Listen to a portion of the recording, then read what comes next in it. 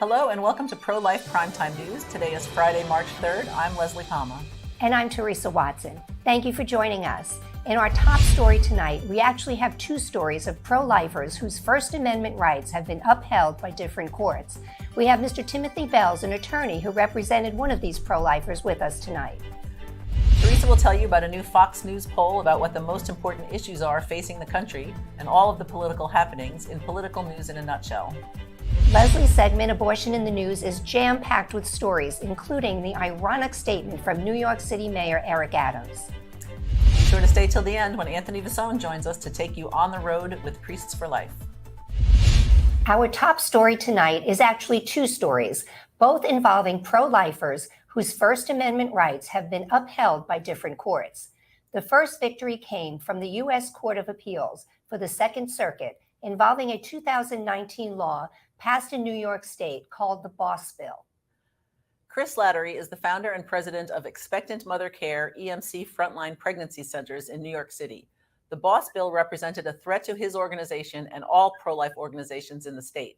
It's a complicated situation, so we've invited Chris's attorney, Timothy Bells, from the Thomas More Society to explain how significant this victory was. Welcome, Tim. Thank you. Nice to be here. Tim, what is the Boss Bill and how did it impact expectant mother care? Well, all of us are used to seeing notices in our lunchrooms that say workplace discrimination is forbidden if it's based on religion, national origin, race, color, sex. And now there have been other things added, gender identity, LGBTQ, et cetera, et cetera. Not by the federal government yet, but state and local governments have had those other categories in there.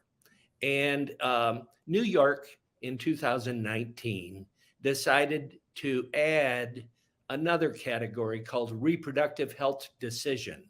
It's really an awkward thing to say, but they added that to the typical things that we know of as religion, national origin, race, color, sex, etc. In short, what that meant was that if you have an employee who has had an abortion or who has an abortion while she's working for you, you cannot discriminate against her either in hiring or in deciding whether to fire her. We don't know of anybody who makes it front and center when they're interviewing someone to ask them if they've ever had an abortion. But you can see that for Chris Slattery and Evergreen, this caused a real issue because they couldn't have counselors telling women that they shouldn't have an abortion, that they should have their baby instead. They couldn't have that and then have one of their counselors be pregnant one day and show up the next day not pregnant with no explanation. And so obviously actions speak louder than words, and you can't have counselors that advocate against abortion, but have one themselves. So can you tell us about the lawsuit you filed in the district court in New York and how it ended up in the Second Circuit? Yes, we went to New York. We couldn't find local lawyers who wanted to work on it. I'm sure there are some, but we didn't ever find them. So we just decided as Missouri lawyers that we would go get admitted. And we got admitted in the Northern District of New York in the district court, which is Albany, where the capital is. And so we sued the governor, the attorney general, and the labor department up there. And we brought the very claim, of course, that the Second Circuit just upheld. But after, I think, really dealing with it, the district court decided against us. And then we appealed that case to the Second Circuit in New York City. argued it 15 months ago, and they issued their opinion this week in our favor. And what was that opinion? That opinion was that this is kind of getting down into the weeds a little bit, but it's worth it, I think. If you are what the courts call an expressive association, by that I mean an association that has First Amendment rights of speech, religion. You might be an educational association, a social society, a political party. If you are an association that exercises First Amendment rights, then the government can interfere with your membership. And by membership, I just mean anybody associated with the association. The government can do that only if it first shows that it has a compelling government interest that can't be achieved more narrowly than they are trying to do with the law that they passed. And so what the Second Circuit did was, pursuant to Supreme Court dictates, they said we have to balance the importance of this case to Evergreen and Chris Slattery and the crisis pregnancy centers on the one hand, and the stated interest of the state of New York to prohibit discrimination for people who have an abortion. So they said, on the one side of the scale is the individual's right not to be discriminated against for having an abortion. On the other side is the First Amendment right of a particular association, like Evergreen, to advocate against having abortions. If Evergreen, the court said, if Evergreen had the right to exclude employees who have had an abortion, the right to be free of discrimination for having an abortion will be impaired only to the limited extent that such a person cannot join the specific group or groups that oppose abortion. In other words, there are a lot of jobs out there other than working for Evergreen.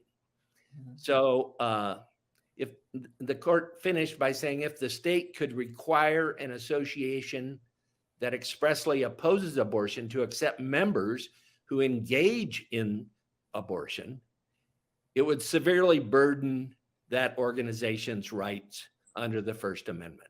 So that's why we won. I don't think that the court could make it much more clear how they want this case to turn out. Well, Tim, now the case goes back to the district court, right? So what do you Yes. anticipate happening there? Well, I'm not going to tell the district judge what to do, but, well, I guess that is my job, isn't it? But I'm not going to presuppose that he's going to rule our way. But I don't think the Second Circuit gave him a lot of wiggle room as to what to do when the case gets back. So does this case have national implications? Well, you're talking to me, and a lot of media has been talking to us. And it's a lot of that's because it's the Second Circuit sitting in Manhattan that issued this ruling. Whether we like it or not, here in flyover country, when something happens in New York, it gets attention. And in addition to that, the Second Circuit is about as influential a court as you can be if you're not going to be the United States Supreme Court. So, it's the Supreme Court, and right under that, it's the appeals courts, and the Second Circuit is one of the most influential. So we hope and expect that we are building a body of law that will become the status quo nationwide. We won a case like this in St. Louis. It was almost identical about 4 years ago. So we look forward to cementing this throughout the country. And it doesn't just apply to reproductive health in the context of the crisis pregnancy center. It applies to churches. When New York passed this law, they were told that they should the exempt churches. They did not. Imagine that. They didn't even exempt churches from this law. Wow. So this was also necessary for us to win because it protects churches and religious schools, et cetera. So there are a lot of beneficiaries of this other than crisis pregnancy centers. Well, Tim, we really thank you for your time, and we hope you'll come back when there are more developments in this important case.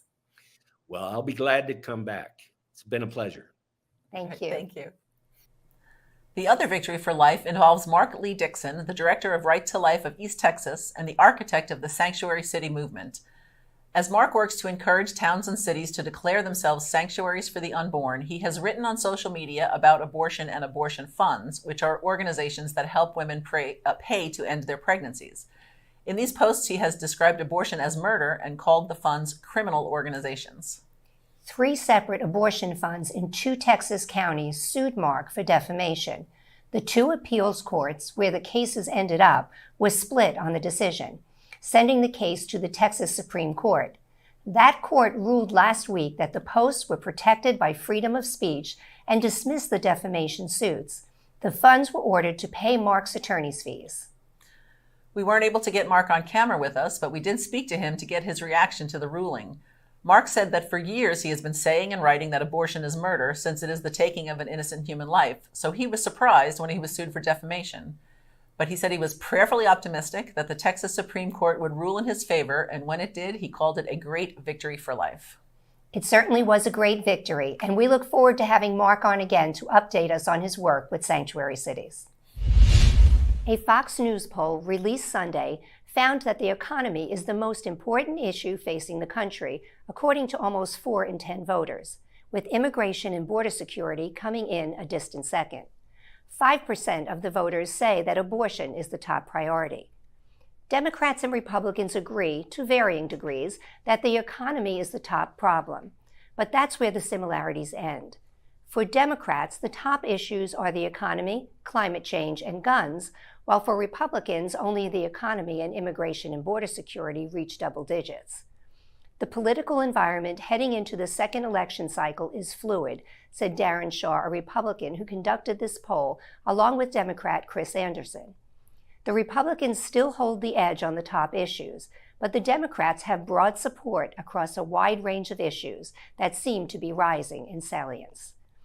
Republican National Committee Chairwoman Ronna McDaniel announced in an email to party insiders that was obtained by NBC News that the Republican presidential candidates will meet for their first debate of the 2024 campaign cycle this August in Milwaukee. The exact date and criteria for participation are not yet set, but the event will coincide with the RNC's summer meeting and continue a tradition of holding the first debate in the same city that will host the GOP convention the following year.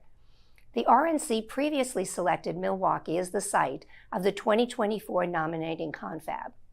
At this time, no other debates have been sanctioned, nor has the final criteria for the first debate been decided, McDaniel wrote in an email to the members. The committee will continue its work and will release updates as they become available. McDaniel added, "We have a long way to go, but I am confident we will be able to showcase our eventual nominee in a world-class fashion." Chicago's pro-abortion mayor, Democrat Lori Lightfoot, has lost her bid for re-election as the race heads to a runoff without her after no candidate reached the required 50% vote threshold to be elected. Lightfoot faced challenges from 8 other candidates in the race, including Chicago Public Schools CEO and City Budget Director Paul Vallis, who held a significant double-digit lead in the polls ahead of Election Day. During her campaign, she was slammed by critics for blaming her dwindling re-election prospects on race and gender instead of the city's crime crisis. "I'm a Black woman, and let's not forget, some folks frankly don't support us in leadership roles," Lightfoot told The New Yorker recently. Lightfoot, who is the first mayor in 40 years to lose re-election, conceded her bid Tuesday, stating, "I will be rooting and praying for the next mayor of Chicago." Crime was seen as the central theme of the race, and the city's soaring crime rate served as the backdrop to Lightfoot's dismal approval, according to one poll. She also faced sharp criticism for her less than cordial relationship with law enforcement throughout her tenure, which saw a drastic reduction in police officer headcount to coincide with the rise in crime. During her time in office, homicides in Chicago rose to their highest number in 25 years, according to police department records, outpacing New York City and Los Angeles. Florida Democrats took on tremendous losses last election cycle, and now a Republican state lawmaker wants to eliminate the party entirely with a bill filed Tuesday. The Ultimate Cancel Act, numbered SB 1248, sponsored by state senators Blaise Ingaglia, a Republican from Spring Hill, would cancel the filings of any political party that supported slavery during the Civil War. The Democratic Party adopted pro-slavery stances in their party platforms, and this bill states that if you have done that in the past, then the Secretary of State shall decertify and get rid of the party. If the controversial bill were approved, voters registered with any canceled party would become non-party affiliated voters. It would be interesting to find out if those voters who are now decertified choose to go back to the party now that they know that they were the party that was advocating for the issue of slavery, Ingaglia said. Any canceled party could register again, but the name of the organization must be substantially different from the name of any other party that was previously registered with the department. The proposal is drawing widespread criticism from Democrats. When asked if he thought the bill would get any traction in the upcoming session, Ingaglia said, "I guess we're going to see, aren't we?" And that's political news in a nutshell. U.S. Senator Jim Risch, a Republican from Idaho, on Tuesday introduced the Pregnancy Center Security Act, which would provide funding for pregnancy resource centers to better protect themselves against the violent attacks that have taken place since last May, when the Supreme Court decision overturning Roe v. Wade was leaked to the media.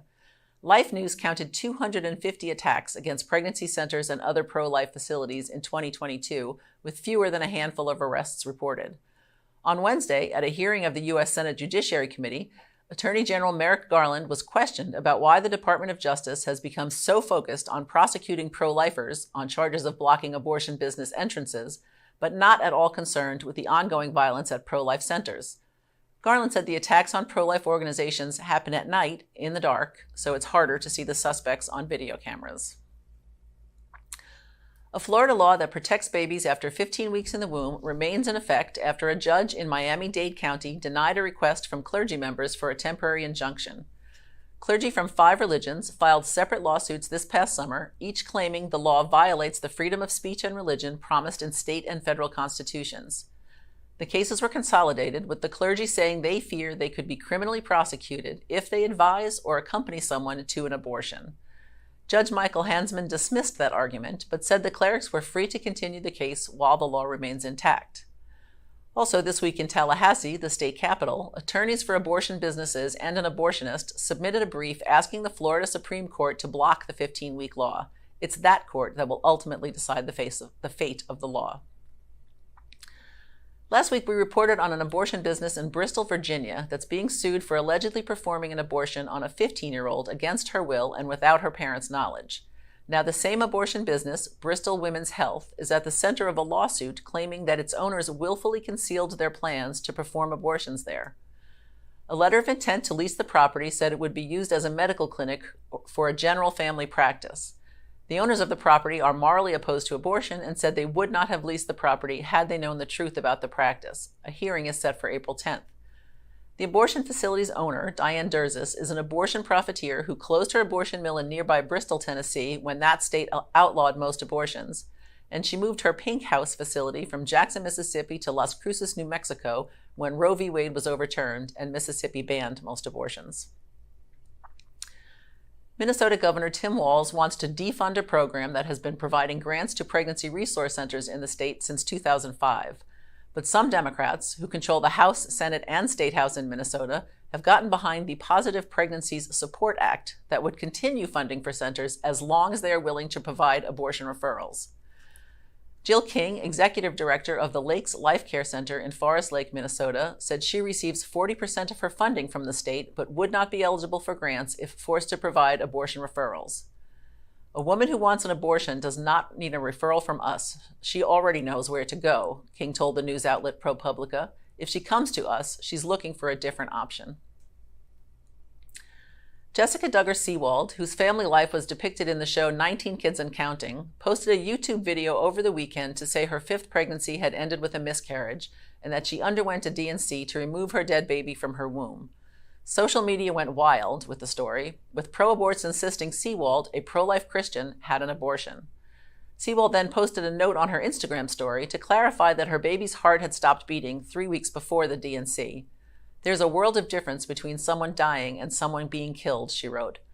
But the pro-abortion media stuck to its narrative, with a headline on a Yahoo News story on Tuesday proclaiming Jessica Duggar-Seewald had an abortion, even if she won't say the word. Paris Hilton, a young woman who rose to fame by being wealthy, recently disclosed to several news outlets that she and her husband have stockpiled 20 male embryos conceived through in vitro fertilization. Frightened by the pain of childbirth, Hilton used a surrogate to bring one of the embryos to term last month. Now she's undergoing IVF again in the hope of creating a girl. The Catholic Church condemns IVF, and pro-lifers oppose it because the embryos are human beings who are often destroyed when no longer wanted. And finally, New York City Mayor Eric Adams is taking flack for insisting at an interfaith breakfast this week that there is no need for a separation of church and state. When I walk with God. When I talk with God. When I put policies in place, I put them in with a godlike approach to them. That's who I am, Adams said during the Tuesday event at the New York Public Library's Central Branch in Manhattan. But it was something else he said that struck us here at Pro-Life Primetime News as particularly ironic. We are destroying our next generation, Adams lamented, without mentioning his own role in that destruction. Last month, New York City began implementing the mayor's plan to distribute 10,000 free abortion pills in community health centers in Manhattan, Queens, Brooklyn, and the Bronx, literally destroying a portion of the next generation. And that's abortion in the news. Priests for Life wants you to come with us on the road as we minister to the pro-life movement nationwide. We hope it inspires and encourages you as much as the events themselves inspire and encourage us. Priests for Life took part again in this year's Virginia Rally and March for Life on February 1st in Richmond's Capitol Square. It was by far the biggest pro-life advocacy event in the state's history. The focus was on making a statement in support of life that would be heard loud and clear by state legislators. The message of love for unborn children and their mothers was heard by every member of the legislature as they came to Richmond that day during the legislative session. The march itself was led by the Governor of Virginia, Glenn Youngkin. The event was a collaborative effort undertaken by the March for Life, the Family Foundation, Virginia Catholic Conference, Diocese of Arlington and Richmond, and Virginia Society for Human Life. On February 8th, Father Dennis Wild, Mark Houck, Pat Stanton, and Pat Mahoney spoke and prayed in front of Planned Parenthood in Philadelphia. This marked Mr. Houck's return to his mission to pray at abortion mills after he was found not guilty of breaching the FACE Act. I was blessed to accompany Janet Morana and Theresa Watson to the 2023 Legata Summit in Orlando, Florida. Priests for Life showcased our pro-life products. On February 18th, pro-life leaders, including Frank Pavone, prayed in front of the Orlando Planned Parenthood after a few days of strategy meetings at the Priests for Life Florida headquarters.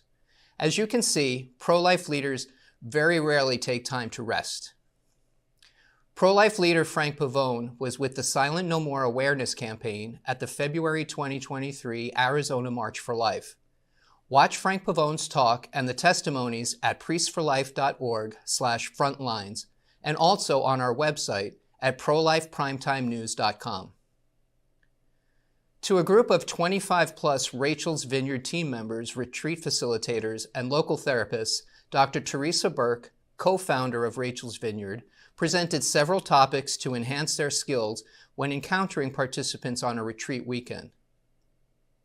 Janet Morana and Theresa Watson attended a Women's Answer Medical Center banquet on February 25th. Janet was the keynote speaker, and Theresa displayed some of our products. You can listen to Janet's powerful presentation on the websites mentioned previously. You can also buy the books displayed here at prolifeproducts.org. Be sure to mention that you watch Pro-Life Primetime News, and I'll be sure to add a free gift with your order. Just email me at orders@priestsforlife.org. If you have been to any of the events we just shared with you, or any other pro-life event that you would like to share with us, please email us your photos and description of the event to mail@priestsforlife.org, and your photos may be featured on a future edition of Pro-Life Primetime News. Thank you for coming with us on the road. Thank you so much for joining us on Pro-Life Primetime News, produced at Priests for Life headquarters in Titusville, Florida. We hope you will tune in every Friday at 9 p.m. Eastern Time. We hope you will support this show and all of our broadcasts by making a donation to prolifegift.org. These donations help fund all of our work here at Priests for Life, which enables us to continue educating, equipping, and activating the pro-life community to end abortion. I'm Theresa Watson, Executive Manager. I'm Leslie Palma, Communications Director. Remember, life is the only choice.